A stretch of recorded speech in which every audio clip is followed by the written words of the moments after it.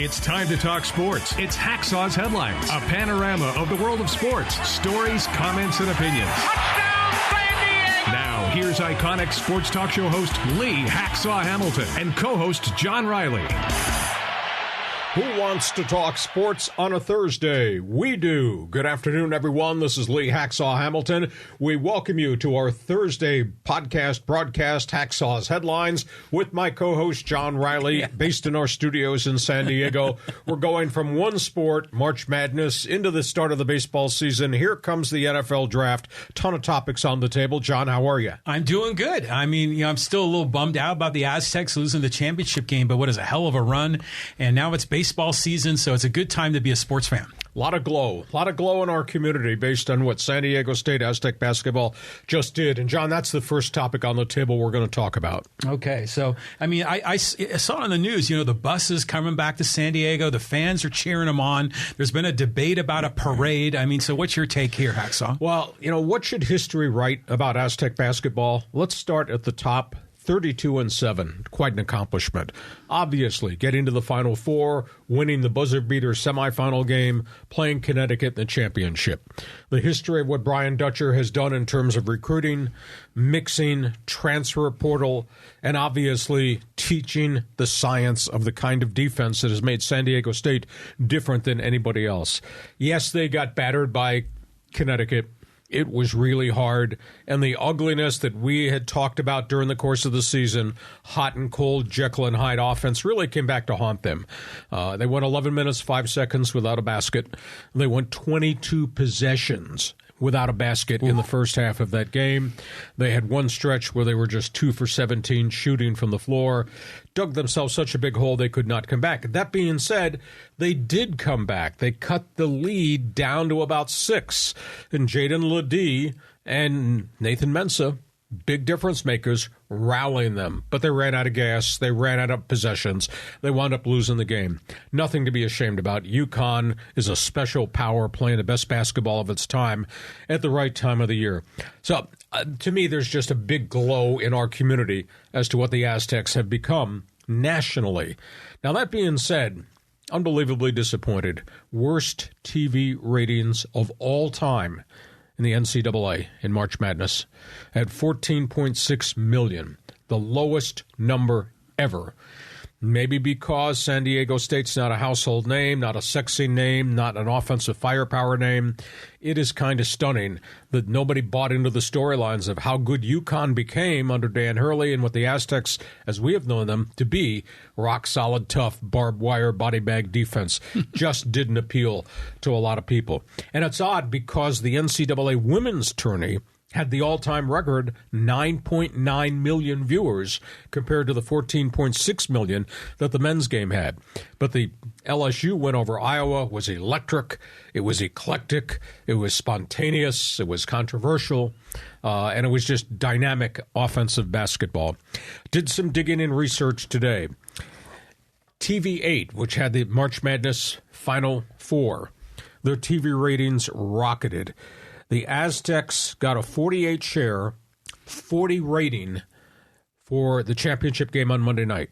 216,000 viewers in San Diego watched the Aztec game.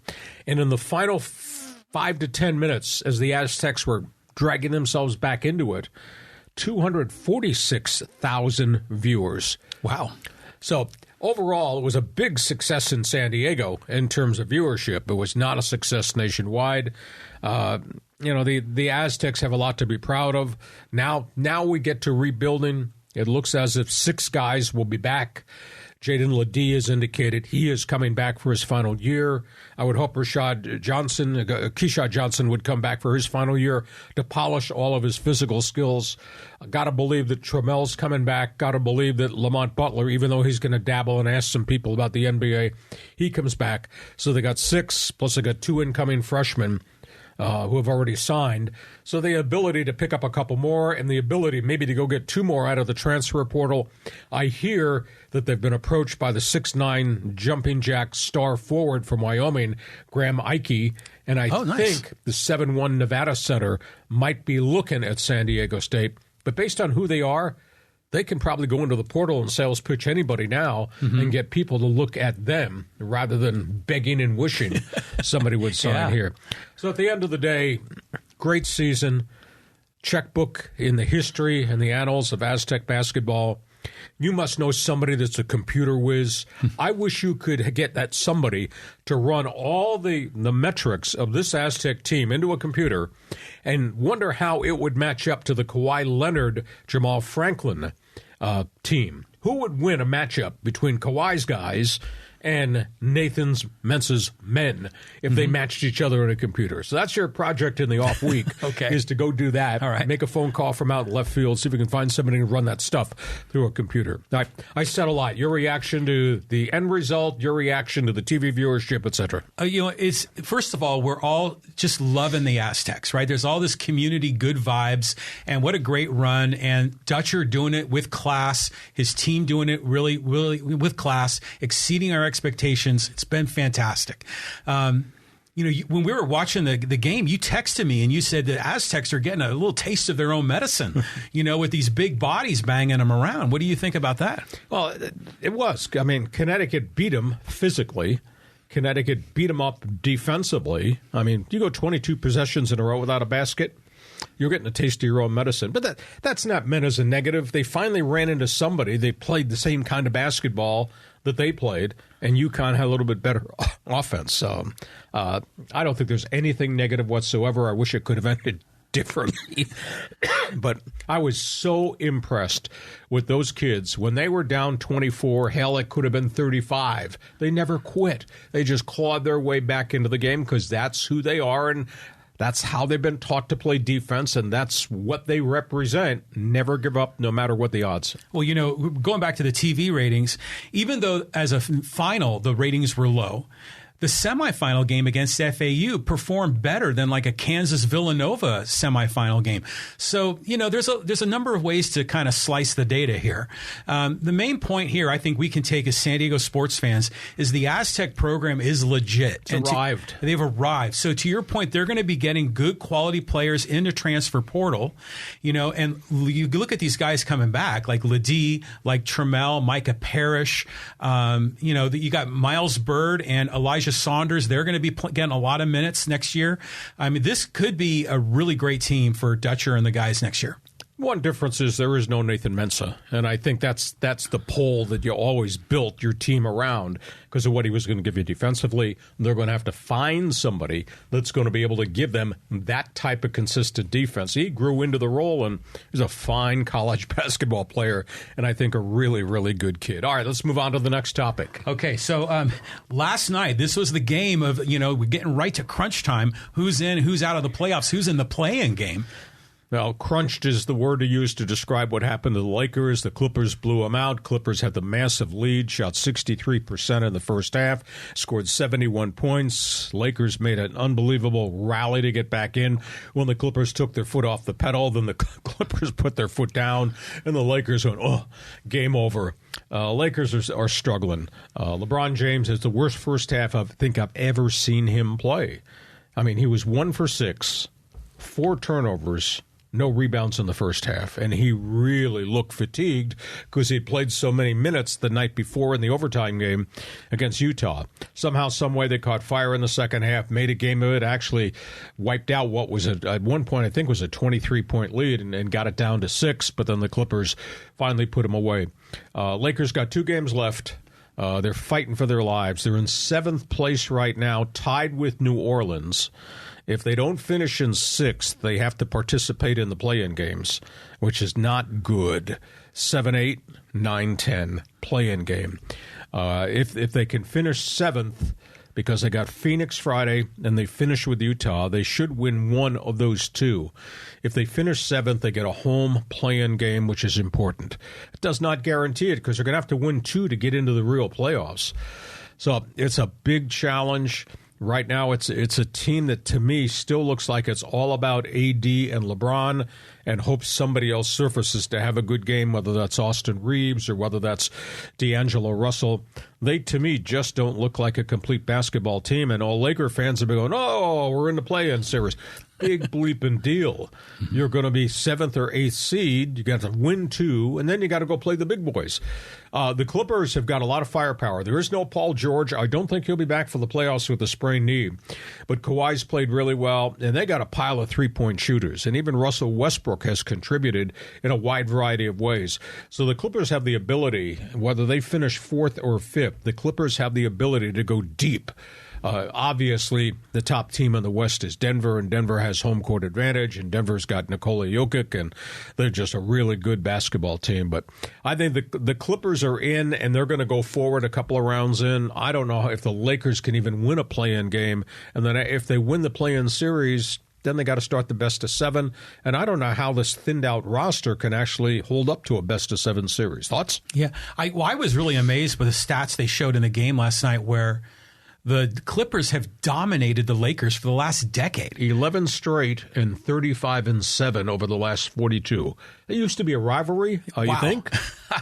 That's unbelievable. I mean, I knew the Lakers were down and the Clippers had been doing better, but I didn't realize it was that lopsided. So I know, as an Aztec fan, I love seeing Kawhi back in the games. He's going to be in the playoffs. I would love to see Paul George, but how bad is that knee injury? Sprained knee. I mean, that thing could be 3 weeks. It could be 6 weeks. They're not talking about it, but the fact he's not there and he's not practicing means he can't play and he's not ready. So I think they're prepared emotionally to go on. They're too deep at center. Westbrook has really added some different dimensions. They got a bunch of guys that can stroke it from 3 and light it up. Just ask the Lakers about what happened in the first half of that game last night. So I think Clippers move on. Lakers are going to struggle just to get into the regular round. And we got one other basketball topic. Yeah, so the drama in Dallas. I mean, how is Kyrie working out with the Mavericks? That's the perfect word you put up there on the board, poison. He's poisoned the roster. The guy may be a great individual talent, but the guy is a loser as a teammate. Since they paired Kyrie Irving with Luka Doncic in the trade at the deadline, Dallas is 5-11. 5-11 when those two guys play together. Just terrible. And yeah, he can score 31 or he can score 40, but are they playing consistently? Does he share the basketball? No.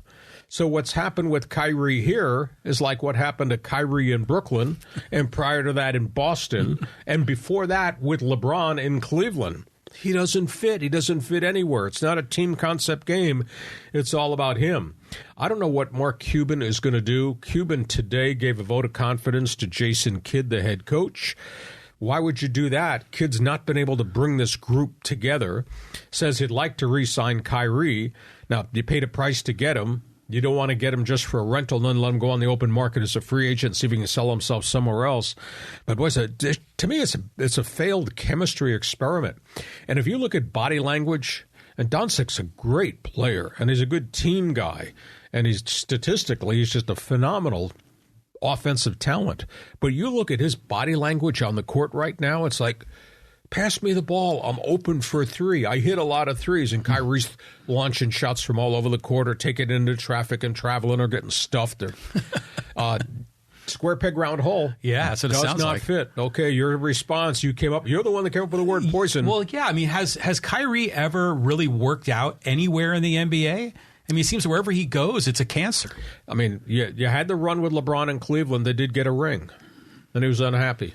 So he goes to Boston, and I thought because he's such an offensive gem of a player, he would fit right in with Brown and Tatum. Didn't fit. Goes to Brooklyn. Oh, he's going to be paired with Kevin Durant and all that. He leads the insurrection against the coach Steve Nash. Brooklyn becomes a mess. Nash is fired. Durant gets traded. Kyrie is dealt away. And now he's in Dallas, square peg, round hole. Wow. I mean, just what a disaster. And yeah, Luka is just so terrific as a player. So is his contract only through the end of this season? He becomes a walk free agent at the end of the season. Kyrie does. So Cuba might just let him go. I mean, and wash his hands. Yeah, but he washed his hands, he washed his hands by trading all his number 1 draft picks. And he traded 2 of his really good young players who were doing well with Doncic to get him. So you're going to wash your hands of that mistake? What a mess. Oh, man, what a mess. All right, before I go to baseball, we got a lot of topics on the table to talk baseball. John, tell everybody about Fans Forum right at the end of the show, because we're looking for a co-host, and subscribing to all the things we're doing on our podcast. Yeah, so you want to get involved. You got a hot take for Hacksaw question about the NBA, about Major League Baseball, about the NFL. Just drop your question, your comment in the live chat on Facebook or YouTube. We'll get you involved in the Fans Forum segment at the conclusion of Hacksaw's Headlines. Be sure to subscribe wherever you get your podcasts. You know, I listen to podcasts when I'm walking the dog, when I'm out in the neighborhood, when I'm in my car with Bluetooth. You can get Hacksaw's Headlines. Just subscribe wherever you get your podcasts, including on YouTube. Also, a reminder, go to my website, leehacksawhamilton.com. If you're new to our podcast, I have a website. It's all written day by day. It's the best 15 minutes in radio. It's Hacksaw's Headlines. It's my one man's opinion column. And obviously, it's our fans mini poll. So check that out every day. And also, every time you do something with our podcast, make sure you give us a thumbs up, because that tells people you like what we're doing. John, let's talk baseball. Okay. I mean, the Padres just had their opening series at home, and it was a really rocky road. It was up and down, and now they're on the road again. So let's dive in. Oh, that wasn't very good, was it? No. I thought the Padres were going to go 6-0 on the homestand, and they go 3-3. How do you lose 3 games to Colorado and Arizona? Excuse me. A lot of issues here, a lot of, quote, topics on the table as it relates to the Padres. I thought it was a really ugly homestand. How bizarre was the final game of the homestand against Arizona? You look back, Arizona stole 5 bases on the Padres in that last home game. Padres, 4 walks from Darvish, 2 hit batsmen. Padres, 2 errors in the field. Juan Soto hitting 190 for the entire homestand. Machado gets ejected for misinterpreting the batter's box rules. Pitching staff looks a little bit thinned out. Luis Garcia can't find home plate right now. Now, he had a bad start last year, and then obviously they rallied him.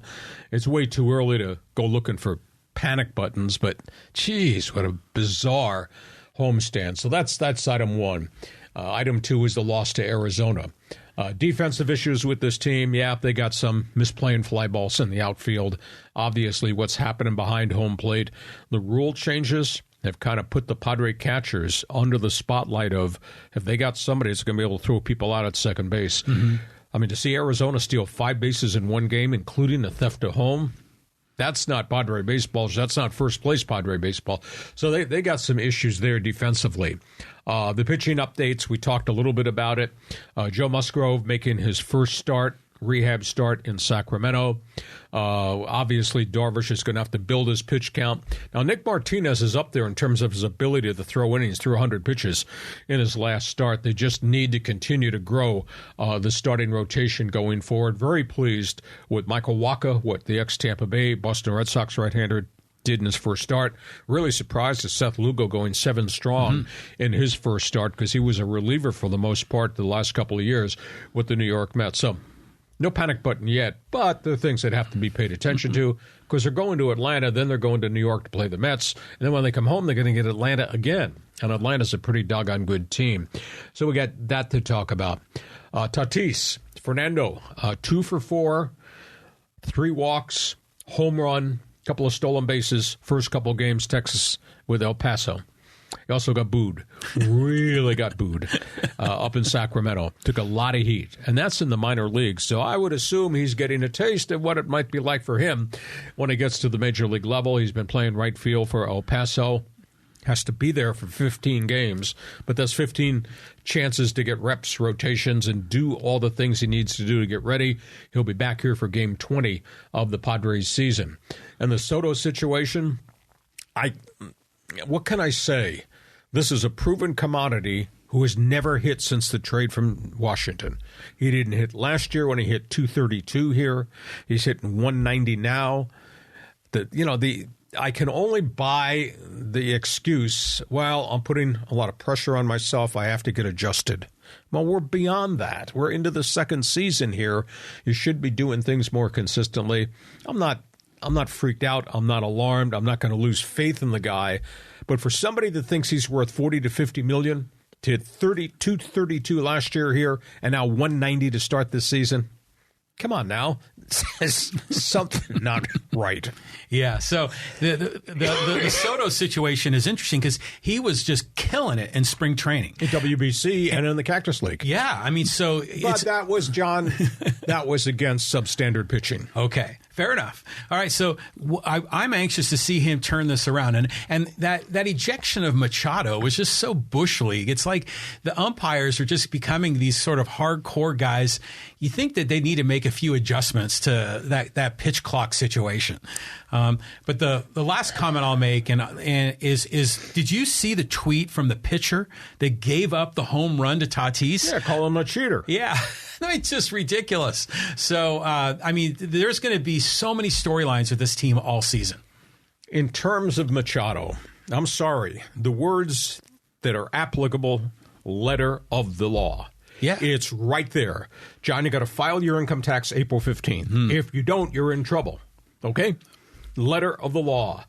Be in the box, prepared to hit with 8 seconds to go. Now, he's not the only one because the next day, Tim Anderson, the White Sox shortstop, got caught doing the same junk, got into an argument, and got thrown out of the game, too. I saw that. But, I mean, the rule is 8 seconds. Be prepared to hit in 8 seconds, and you can't do this time.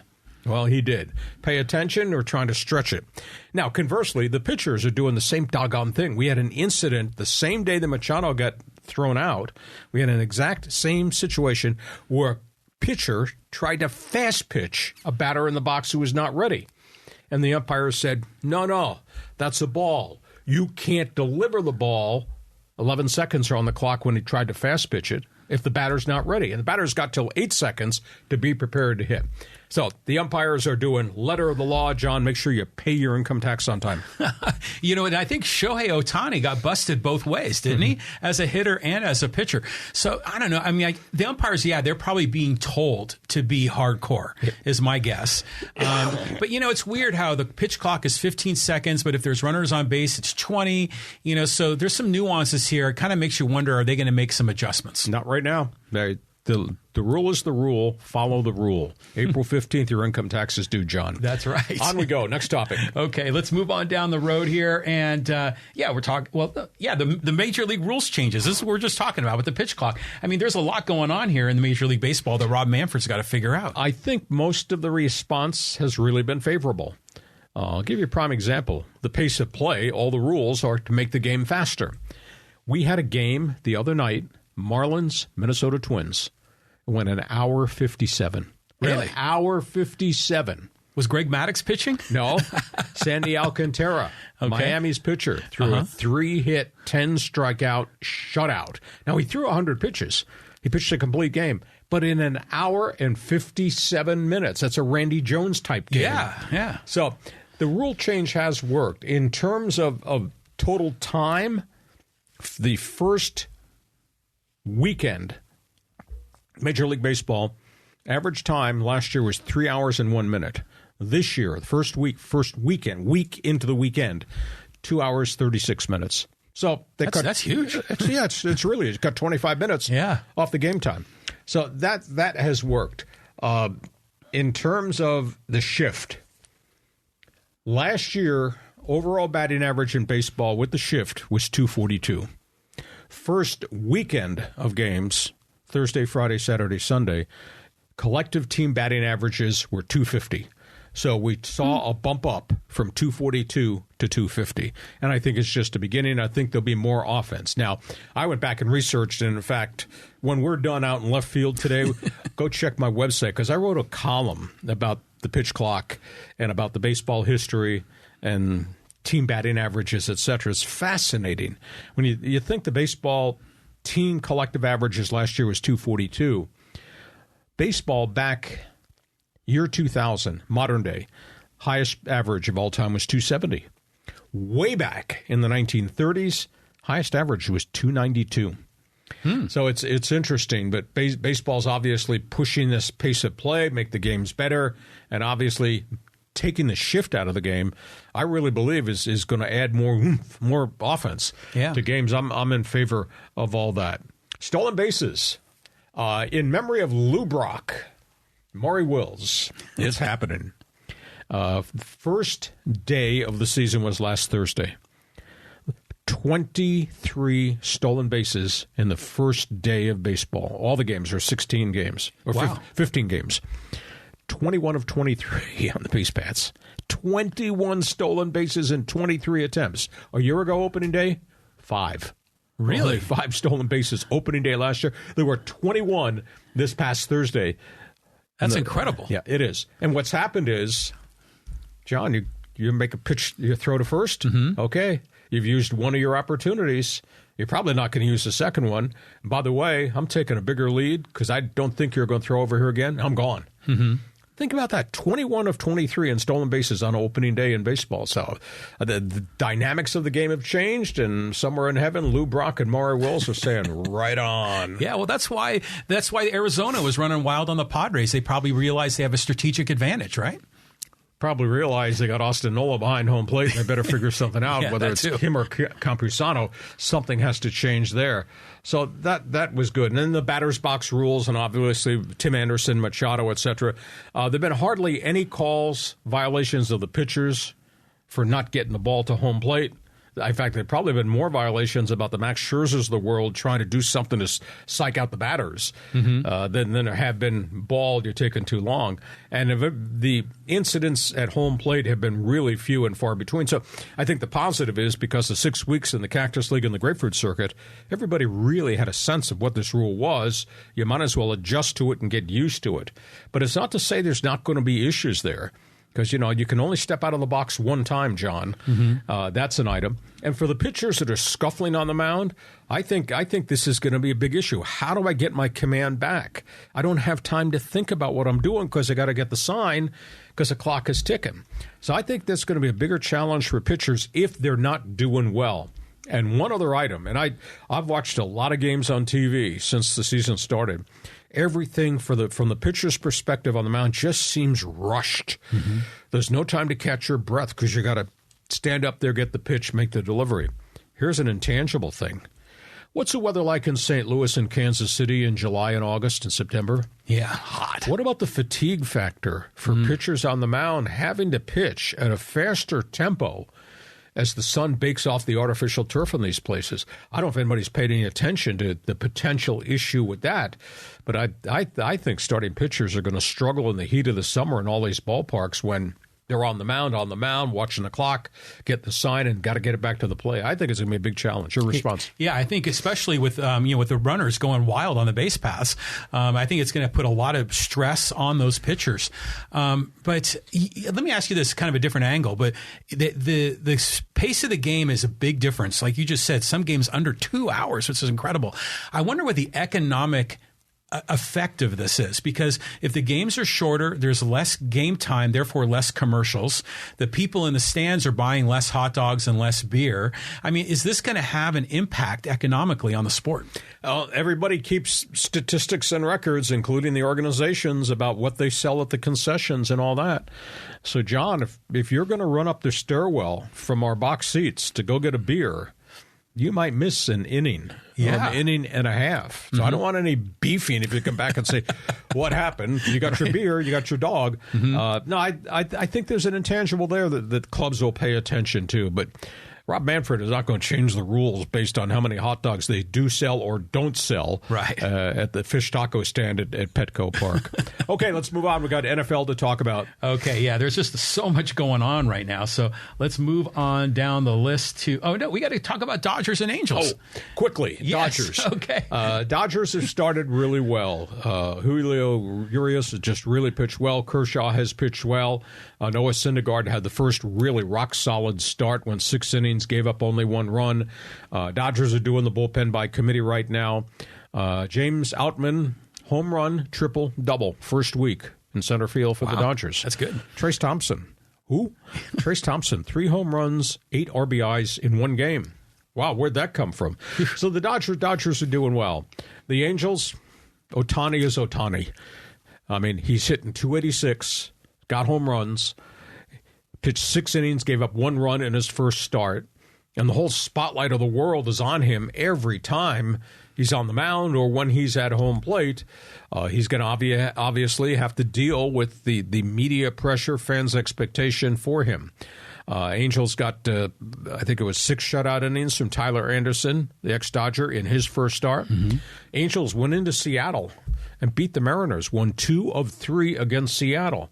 So far, so good for the Halos. Dodgers are, with the kids, doing well. I failed to mention Miguel Vargas, the rookie second baseman. 14 at-bats. He got hurt, but it was not a major injury. 14 at-bats, 9 bases on balls.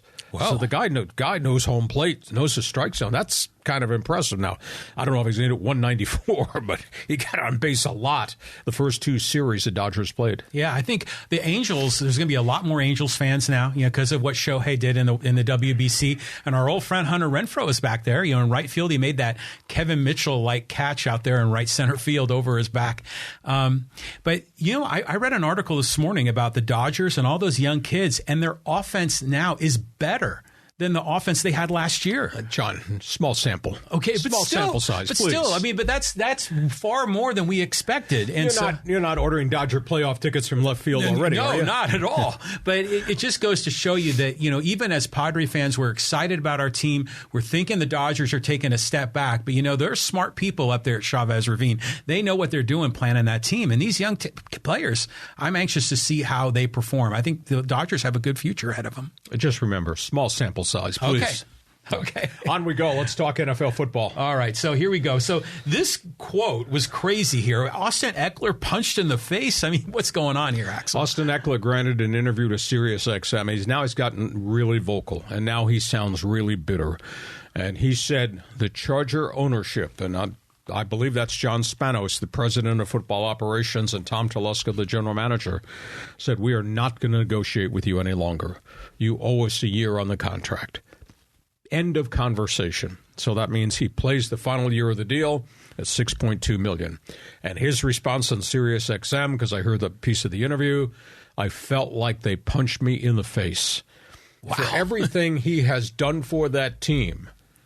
Last week he went public and said, I'm feeling like they're giving me half my value. Guys got 7,700 all-purpose yards in 5 years and all those touchdowns. And the reason the kid quarterback is so good is he's got a running back who can run it and they can catch a ton of balls out of the backfield. You take him out of the offense, it's not the same team. But they've indicated you owe us a year on the contract. You play at $6.2 million. I think what he has found, because his agent was given permission to call teams, his agent has found that nobody's interested in a $6 million running back because I think collectively the NFL has devalued that position. Nobody has traded for Derrick Henry. I mean, he's the big, tough guy running back Tennessee Titans. He's making $6 million. So this is not good because it means the relationship with the Chargers front office, and to a degree Brandon Staley, is really strained. Now, I don't think he'd ever dog it. I don't think he'd ever quit on him. You hope he never gets hurt. But suddenly, what was a pretty good relationship by a very productive young running back is no longer the same anymore. So that's a big, big issue going forward. I don't understand the Chargers. They've got some cap space. You could bump him up from $6 million to $8 million. That'd be the starting point for negotiations next year. And I guarantee you, if you franchise tag him next year, even though the number will be $10 million, he's going to be really unhappy. And I don't think he's going to sign the franchise tag. And hell, he might even hold out. So we got a year to see if anybody will solve this situation, but he felt like he was punched in the face by an organization he's given his heart to. Is this maybe Dean Spanos just being cheap? I mean, because we see other owners, talking about Seidler and the Padres that are so generous, and if Eckler is such a critical part of your offense, why wouldn't you reward him just to keep the team chemistry going? Is Eckler a bad character guy? No. So why would you create this friction when you don't really need to? Yeah. Like I say, bump him. Take him up to $8 million. Hell, if you really want to pay him for what he's given you over 5 years, take him to $10 million, and that becomes the starting point next year. He's the 15th highest paid running back in the league. He's the 3rd most productive running back in the entire league. But nobody's making more than $6 million. especially since Ezekiel Elliott got released. And Dallas said, we're not paying you 10, you got to take 5. Well, he hasn't done that yet either. I just think it's a terrible way to do business for a really good player who's really become the focal point of everything you've done offensively. And I'll guarantee you, if you lost him opening day with a season-ending injury, you know how much trouble they would be in? Because they wouldn't have his productivity. Well, who do they have? Well, backups that haven't done anything. I mean, you're not going to tell me Joshua Kelly is going to replace Austin Eckler. You're not going to tell me Isaiah Spiller from Texas A&M, who hardly played at all last year, is replacing Austin Eckler. Come on now. So, a strange way to do business. I think they're creating, like you said, they're creating a monster problem for themselves. It should not need to be this way. Next topic. It's so Chargers. Okay, let's move on down the list here. We got some big storylines with quarterbacks in the NFL. Yeah, this is the week that the hot draft pick quarterbacks are all paying their visits for their individual meetings with specific teams. Little bit of controversy in Carolina. Suddenly out of nowhere, the hiring of Frank Reich was a positive. The trade to get to the number 1 pick was a positive. And now all of a sudden, David Tepper, the owner, goes public and says, my choice at quarterback is Bryce Young of Alabama. Frank Reich's choice at quarterback is C.J. Stroud, Ohio State. Oh, no. How important was this, John? 14 members of the front office were at Ohio State's pro day to watch C.J. Stroud do his thing, and he was pretty impressive. Now, all of a sudden, we got this divide. I don't understand what's going on in Charlotte. The owner wants the Alabama quarterback. The coach have entrusted to rebuild the franchise wants the Ohio State quarterback. Is the owner going to make the call on this? A lot of times this does not work out very well. So this bears watching because there is a divergent difference of opinion as to who should be number 1. And now we got this mess in New England. You know, they really had a rocky season last year, and it was all put in place because Bill Belichick appointed co-offensive coordinators, 2 guys who came off the defensive side of the ball. Matt Patricia was calling plays with Joe Judge. Patricia, former defensive coordinator. Judge, a great linebacker coach. They were running the offense. Now the story spills out. Mac Jones, the quarterback, struggled so badly last year in communicating with those 2 co-coordinators that Jones called Alabama and asked for advice from their coaches as to what he should do, how he should handle this mess. So he went outside the circle of the Patriot coaching staff to try to get somebody to consult with him. Well, the word got back to Belichick, and Belichick was furious. Belichick also kind of stripped away some of the play calling of Joe Judge, which proves to me that it was a horrible decision the coach made initially to put 2 defensive guys in to run the offensive side of the football. What is that? So now we find out, according to the Boston Globe, that Belichick, within the last month, has been shopping Mac Jones around in a potential trade to other clubs. Didn't get any takers. Now that word got back to Jones's agent. Holy cow, what a soap opera we've got here. So Belichick's going to have to do some bridge building to fix this because he's stuck with the quarterback unless they do something radical in the draft. And that's not, historically, it's not been the way Belichick has done business. There's a big problem there. And then you got the Raiders. Now, I know you got Raider gear in your closet. You need to explain to me why you would spend the money you just spent to sign Jimmy Garoppolo of San Francisco. And this week, it leaks out you're bringing all these quarterbacks in for personal meetings. So are the Raiders going to draft at 7 or trade up? Are the Raiders in play for C.J. Stroud, Bryce Young? Are the Raiders doing something with the Florida quarterback Anthony Richardson, who's kind of fascinated a lot of teams because of his physical skills? So you're going to do all this when you got so many other holes on the rest of this roster? I don't understand the Raiders' methodology of doing business. You already traded Darren Waller, your star tight end. You know, you got Devontae Adams, and you've been in the free agent market, and you've made other deals. Why are you screwing around with another quarterback when you already committed all this money to Jimmy G? So I don't understand what the hell the Raiders are doing, because you surely don't need another quarterback on the roster, even though it might be a guy to develop down the road. Don't you need offensive line help? Don't you need stud defensive linemen for the 28th ranked defense in the league? Go ahead. I know you got Raider gear in your closet. Explain yourself. Well, how long is Jimmy G's contract? Are they 3 years? 3. So maybe they're thinking of bringing in a young guy to be, the apprentice. And so when Garoppolo, is gone in 3 years, there's a new guy that's ready to go. That doesn't solve your defensive problems. No, doesn't not solve at your all. pass blocking problems. Yeah.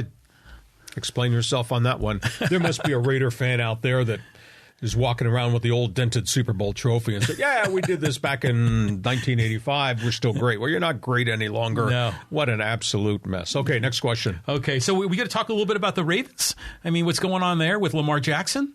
Baltimore. This is quite a story here. Is the correct word falling out? Let's talk about Lamar Jackson. Franchise tag, refuses to sign the franchise tag. Talks have stalled. Now we find out Baltimore offered him a total contract with $179 million guaranteed. It'd be the second highest guarantee in history, second only to Deshaun Watson. Now the guarantee was wrapped around things like annual bonus clauses if you're on the roster at a certain date, incentive clauses if you have 4,000-yard seasons, and then there was an injury clause. If you get through the 4th year of the contract with no significant injuries, we'll guarantee the 5th year. So you add all those, quote, clauses, the guarantee is $179. Mm-hmm. Lamar Jackson says, no, I want guaranteed money, lock, stock, and barrel. We're not doing any of this funny money, hidden clause stuff. He says, no. Steve Biscotti, the owner, Eric DeCosta, the general manager, on Monday removed the last offer off the table. Wow. So Lamar Jackson's status with the Ravens is one piece of paper, the franchise tag sheet, sign it or don't play. And in Baltimore, on top of that, DeCosta announces we're going to draft a quarterback. So this is a mess. And this is a great player. But the great player has overvalued himself. And like last week, the Ravens owner said, Deshaun Watson's contract is not going to be the new norm in the NFL. You don't see anybody else offering him, Lamar, an offer sheet fully guaranteed. We're not going to do it either. So what a mess. Yeah, I would imagine a lot of the owners are, they're upset with Cleveland for setting that precedent. Still. But I just want to go back to Carolina for a minute. I get it where there might be a difference of opinion between an owner and a GM or an owner and a head coach. But you would think that they would keep that behind closed doors, that it wouldn't get out in the public. Because once it's in the public, it's creating, that, like you said, it was like a feud, between the people in the organization. And the owner's going to win, and the owner is probably not going to make the most rational choice. Yeah, the last time we had something like this was a couple years ago in Washington. Your guy, Daniel Snyder, overruled the coaching staff and told them, you take Dwayne Haskins, Ohio State quarterback, deceased now. And how'd that work out? What a disaster. I mean, you pick Reich to rebuild a franchise that had fallen apart. Let Reich do what he and the football people need to do. We don't have a guy who's an owner and a rich man who builds air conditioning factories making football decisions. Don't understand it.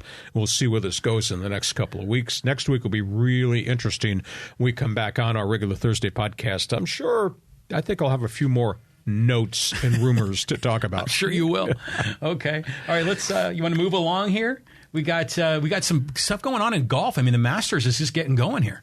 Yeah, a lot of ill will at Augusta. The Masters is off and running. Let's talk about that situation. The whole storyline is Tiger Woods. I think it's sad. He's limping. He played only 9 holes of practice rounds. He was limping on the course. He openly admits he's still got pain in the surgically repaired leg from the aftermath of that horrible auto accident. He was really struggling today. He bogeyed 3 of the first 5 holes, kind of shot himself out of it, tried to rally back, didn't do well. The leaderboard, I think, said Tiger finished at 2 or 3 over, way back. He was like 8 shots back of the pacemakers. Wow. I'm not going to tell him that he should retire, but if you're on the course and everybody can see you're having all these physical woes and you can't play and you can't make the cut, what do you gain from being there? Go into retirement. You have all your golf accolades. Go to the Champions Tour, the Senior Tour, if you still think you can play. So I'm kind of saddened to see that, because when you watch him walk the course, you can see he's favoring it. And he openly admits, I don't know if I can walk 18 holes a day, much less walk 18 holes 4 days in a row if I happen to make the cut. And right now it did not look like he's going to make the cut. So that's kind of a sad issue. Some of the other storylines are out there. Greg Norman, not invited. Not invited to the Masters dinner, not invited to the Masters ceremonies. You know, as a former number one ranked global star, you would think we'd lay down the guns because of the war with LIV and let him come. They did not invite him, which is that's kind of nasty. Some guys are still really in grudge mode, and it's interesting to just hear what some of the other guys are saying. Freddie Couples, excuse me, apologize for the cold. Freddie Couples just continues to rant about the LIV. Freddie Couples said before the Champions dinner, LIV, you're paying Phil Mickelson $200 million to shoot 74 and 75? Good luck to you.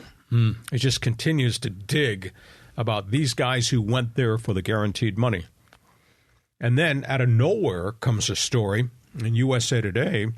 Harold Varner, one of the younger guys who jumped to LIV last year, he has now confirmed that a number of players are negotiating to buy their way out of the Saudi contract to come back to the PGA Tour.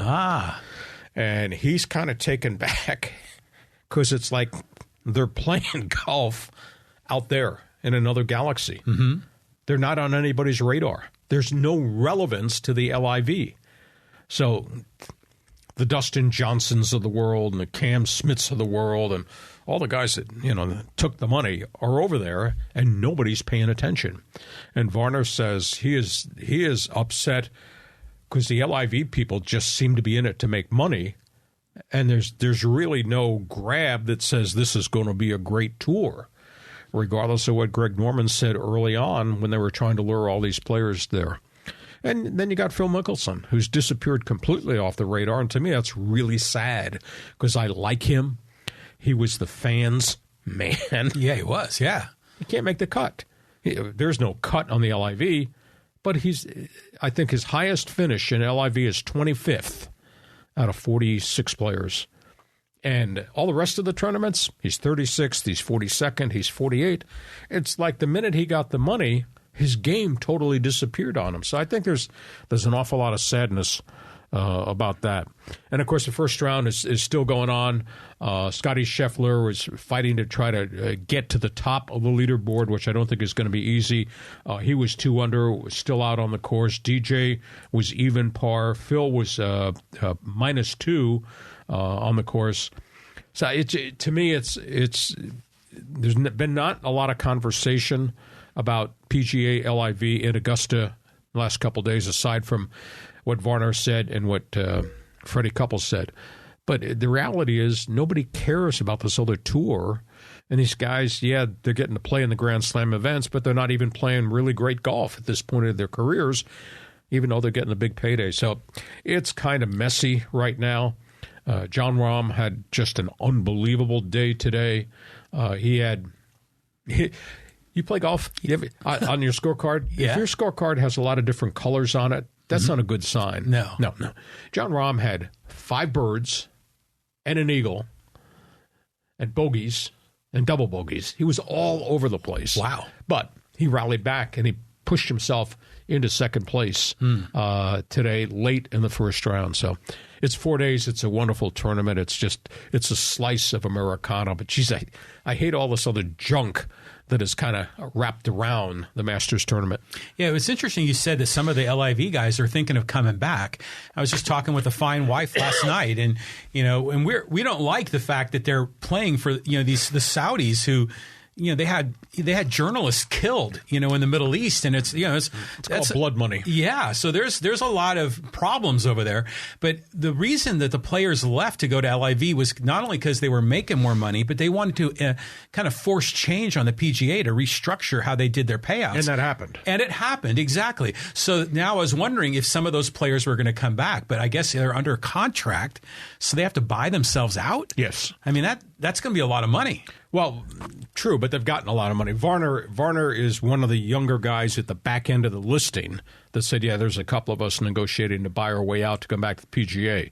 Does not mean Dustin Johnson or Phil Mickelson or any of those marquee guys are going to do it right at this point in time. So we'll see. We'll see what other storylines are out there. But did you see they did like a thing on Wednesday where it was they were doing hole-in-ones. They had like one guy had back-to-back hole-in-ones. It's called a par 3 shootout. Is that a common thing on Wednesdays before the Masters? No, at Augusta it is. It's a special event day. Because they don't normally do that at other tournaments, do they? Yeah, so that's why I was kind of surprised by it, and it was kind of neat to see the guys hitting these hole-in-ones. But I guess it's just all about the pageantry of the Masters, right? And getting the fans, more events to pay money for to see. The mulberries and the azaleas. Oh, it's like I say, it's a slice of Americana.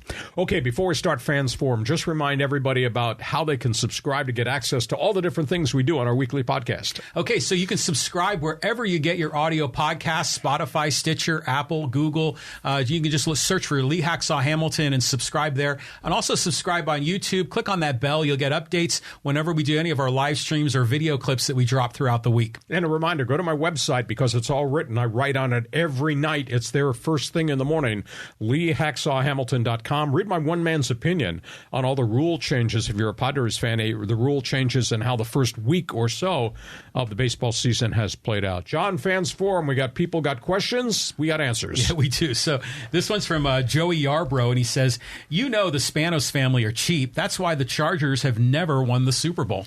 Well, it's everybody spends to the salary cap. It's not, quote, that they're cheap. It's what they do with the money and do they invest it wisely in players. A prime example is they've drafted well. Keenan Allen's turned out to be a phenomenal NFL receiver. But as he's gotten better, as his contract has come up, you got to give him a pay raise. Well, now he's at the point that they got so many cap issues because their marquee guys are all making enormous amounts of money that you got to find a way to get some of these guys to lower their cap figure so you can go get other players. The Chargers have to sign Justin Herbert to what's going to be a $40 million a year contract sometime in the next calendar year. Prime example, and we've talked about it, Keenan Allen and Mike Williams, cap figures next year are $30 million each. Oh, my God. You can't operate a team with $30 million each. They're going to have to go back and ask for money back, or they're going to have to release somebody. Khalil Mack's cap figure next year is 36. Joey Bosa's is 32. I may like Bosa. He's not a $32 million a year defensive pass rusher. So they're going to have to restructure down contracts. They have taken care of their players in the past. I mean, they did it with Keenan Allen. They did it with Mike Williams a year ago. They did it with Bosa. I just think they got to treat Austin Eckler better than he's being treated right now, except for the fact that evidently the NFL has devalued the running back position. There's just nobody going to be making more than $6 million, and Eckler's at $6 million right now. Yeah, isn't it interesting how the sport changes over time? I mean, it's kind of like the NBA, where back in the 80s and 90s, the center was such a dominant player, and now everyone needs these wing guys that can shoot threes. So the game evolves.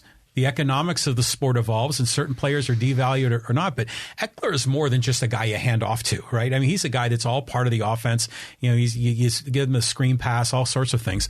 Hopefully they work something out. If I were a king, I'd take care of him, but I don't own that franchise. Unlucky for Charger fans because I do a better job than is currently being done right now. All right, let's move on. We got some comments here on the YouTube channel. This is from Lucas Hayes, and he says, I think the AL West is going to be the biggest race in baseball.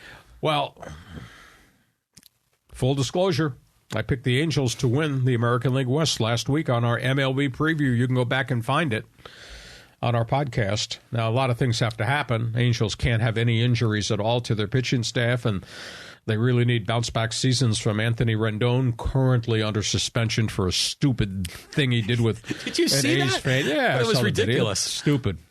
Who cares what the fan in the stand is saying? You're the one making all the money. Yeah. Just go play and get the hits.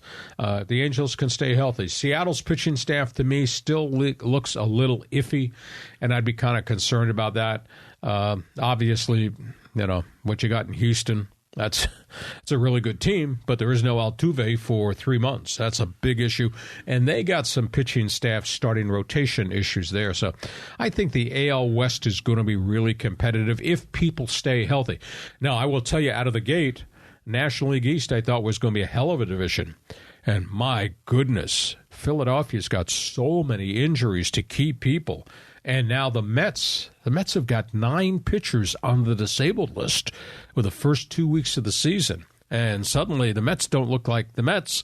And Atlanta's force-feeding a lot of young guys because some of their veteran starting pitchers are on the injured list right now. But Atlanta's got all those big bats. So got a long way to go. But out of the gate, yeah, you're right. AL West could really be good if people stay healthy. Well, even like the Rangers were just killing the Phillies to start. I guess they've won like 8 or 9 in a row, Texas over Philadelphia. But they were scoring double digits in a lot of these games. So, yeah, that AL West is going to be a much more interesting division than we've seen in the past. So I'm just hoping to, you picked the Angels, I picked the Astros, but my heart wants the Angels to win because they've had so much bad karma. And when you have Ohtani, when you have Trout, you have all these other players. I mean, you got to get those guys in the playoffs. I concur, but they're going to need a stroke of good luck, and they've not had good luck with injuries to their pitching staff in recent years. Maybe this is the year the bats stay on the field in the batter's box and the pitchers stay out on the mound rather than on the disabled list. Next topic. Okay, we're going to talk Padres here. This is from Michael Dabler. Great show, guys, like always. The Padres pitching looks like they could get some help. Do you think either this spring or summer we would have enough trade chips to go out and get a number 1 starting pitcher to our staff? Well, at this point, there's 2 items. Do you have anything left in the farm system they can use as trade chips? Secondly, how much higher is Peter Seidler going to take the payroll? I mean, they are bumping up against the last threshold. And again, the luxury tax has different levels. But if you keep going over it for a 3rd year in a row, you pay a hell of a price because you got to pay taxes of 50% on every dollar you spend, and you start to forfeit international signing bonus money, and then you have to give back draft picks. So there's quite a penalty if you vault over the 3rd level of the luxury tax. The Padres are currently at the 2nd level right now. So I don't know whether Seidler wants to jump into that 3rd area. And secondly, what else have you got to trade? I mean, you can trade Jackson Merrill, the next, quote, star that's in the system, a system that doesn't have a lot of stars because you've traded so many guys away. I wouldn't worry about it. I still think they've got depth in the pitching staff now. They can't take any season-ending injuries on. But I think with Darvish and with Musgrove and what they added in free agency, and if they can get Blake Snell to be what Blake Snell was the second half of last season, then I think their pitching staff's solid because I do think their bats are going to boom. But so it's too early to worry about do we have to make a deal to get a pitcher, but there's reasons why you might not be able to make a deal. Yeah, well, Corbin Burns is going to be on the trading block, right? I mean, he's having that friction with the ownership there, and he hasn't gotten off to a good start. So we'll see what happens here. I mean, I love the springtime getting baseball going. It's awesome. All right, on we go. Got another question? I do, yeah. I thought it was an interesting one about the Lady Tigers winning the ring. And this is from M. Allen. He says, watching women play basketball is painful. It never gets any better. Do you agree with that? Is that guy standing next to you in left field? I think he is. Jeez. You did not think LSU Iowa was an entertaining game? You know, we talked about that on our Monday bonus podcast. I don't think I've ever seen anybody shoot the 3 like LSU's Lady Tigers shot the 3. That was dynamic. Now, if you're talking about women's basketball 5 years ago, yeah, boring, nothing exciting, not a great number of athletes. My goodness, there were all types of athletes in that LSU-Iowa game. And if you look at what South Carolina was this year, and you look at Va-Tech, which was number 1 in the country, and they got knocked out, even you look at the Lady Aztecs, who had a 23-win season. Now, women's college basketball, I think, has taken a big jump forward. Now, whether or not you like that coach, because she is over the top, not just in terms of what she wears, but how she acts on the floor, or whether or not you like or dislike Angel Reese and what she did, can you see me, my ring, and all that, the game has drastically improved. And the country grabbed it. 9.9 million viewers, more than double ever NCAA women's basketball. So I I got gray hair. I go back a long time. I remember when women's basketball first started, and the first great player was Lucy Smith. She was out of, I believe, Louisiana Tech. And then it was Ann Donovan, who was played in Virginia, was the first great player. And obviously the ones that have followed that obviously became superstars. But those were isolated people, players. We now have collectively really great teams playing women's college basketball. So apologies out there in left field. I think you're wrong.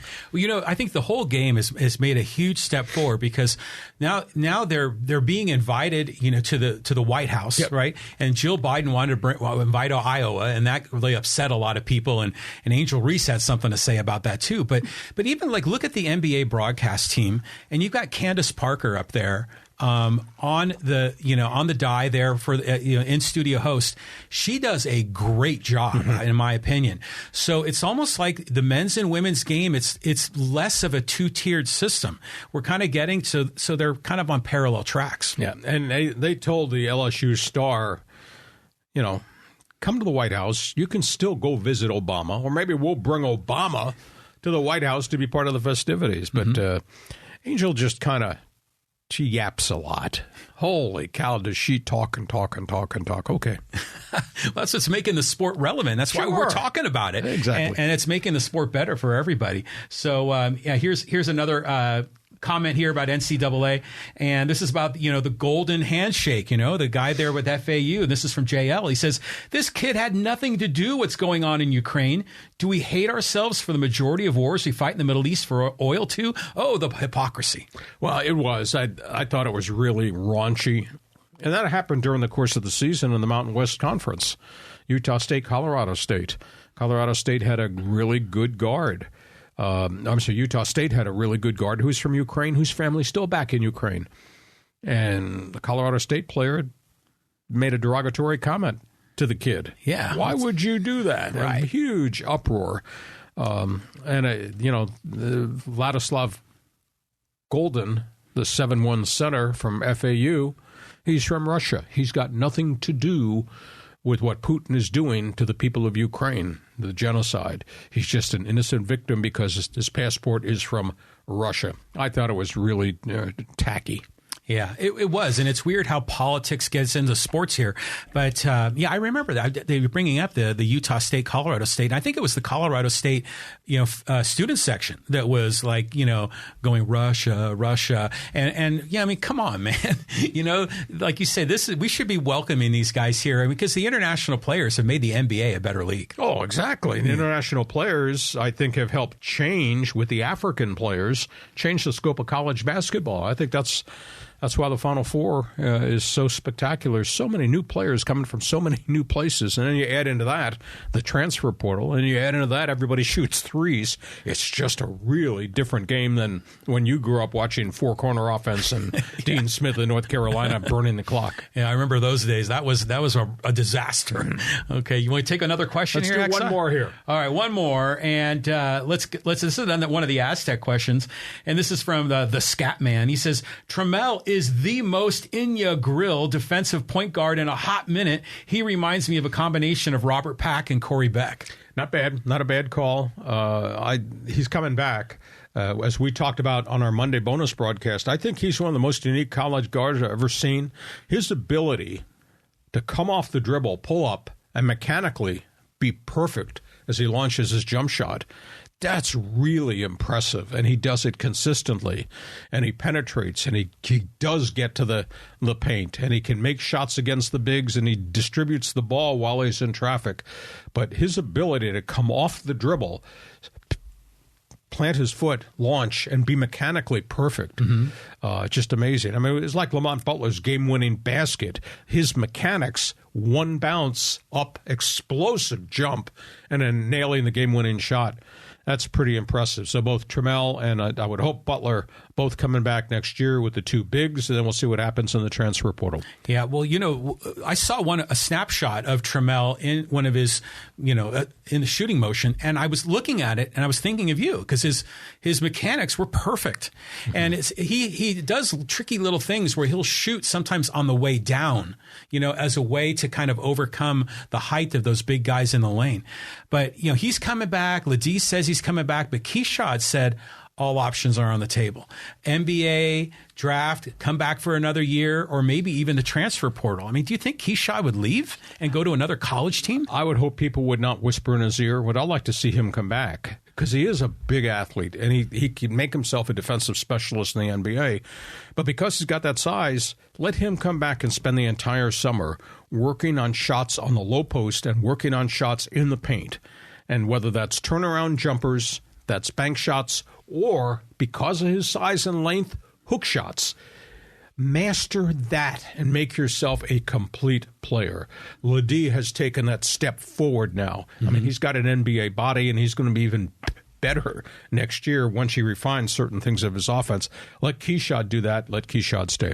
Hey, listen, we hope you have enjoyed our Thursday podcast. We are here every Thursday. We do bonus coverage on Monday. Please check my website, LeeHacksawHamilton.com. It's all written. We want you to subscribe to everything we're doing on the podcast. Give us a thumbs up along the way. Share with all your followers, whether that's on Twitter, whether that's on Facebook, whether that's through what we do with our podcast. John, have yourself a great sports weekend. We will talk to you on Monday, and good luck spending the weekend out in left field. Yeah, out in left field, man. The Padres need to do something here against Atlanta, so I'm looking forward to that. Have yourself a great sports weekend. Thanks for being with us on Hacksaw's Headlines. Join us again for Hacksaw's Headlines on YouTube, Facebook, and Twitter. And find the audio version on your favorite podcast app. Touchdown, San Diego! For more content, go to LeeHacksawHamilton.com.